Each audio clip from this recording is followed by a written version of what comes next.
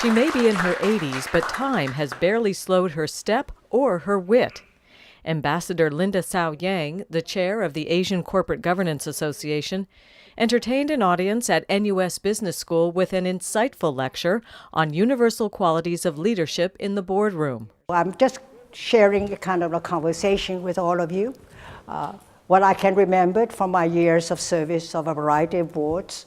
In the beginning, she was often the only woman and the only minority in the room. That was the case in the late 1970s when she was appointed to the board of the California Public Employees Retirement System, or CalPERS. At the time, she was asked how she would feel about serving on a board where all the other members were middle-aged white men. As long as we deal with each other professionally, I have no problem with that.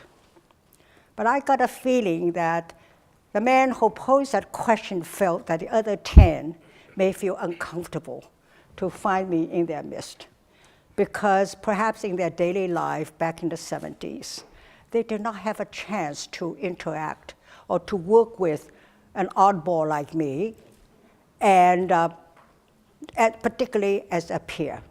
Her intuition was correct, but she says the president of the board eased the way by introducing her to the other board members and getting her up to speed on the issues they were facing before her first board meeting.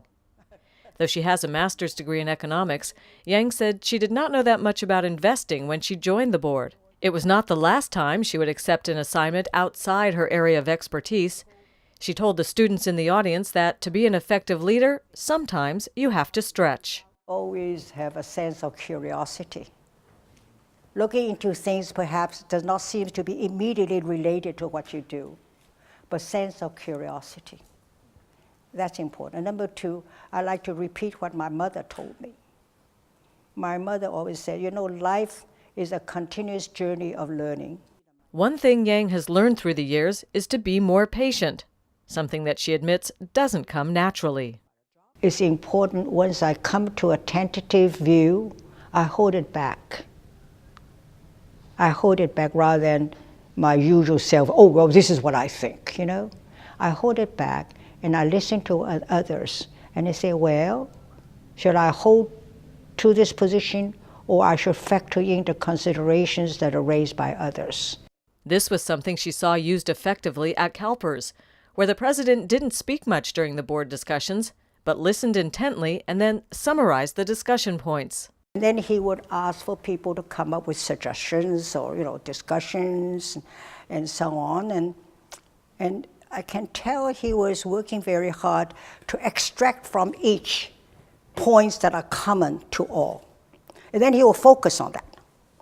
And then we'll come up with a resolution, the board decide this or that. So it was a great introduction for me how to serve and be of value to the whole body.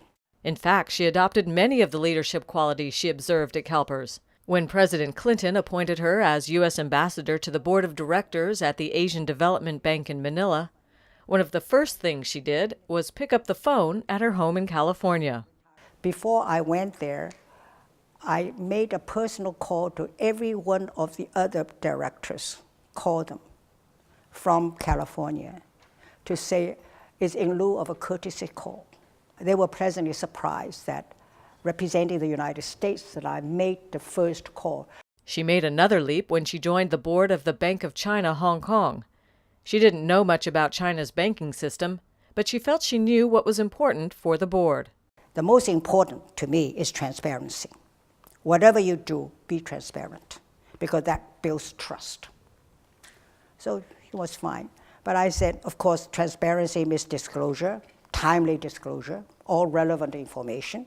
And if you get something wrong, admit it. You might find it embarrassing, but that builds trust and credibility, and people will come to you, look up to you, and perhaps your advice, your views will have fair chance of being heard and being considered.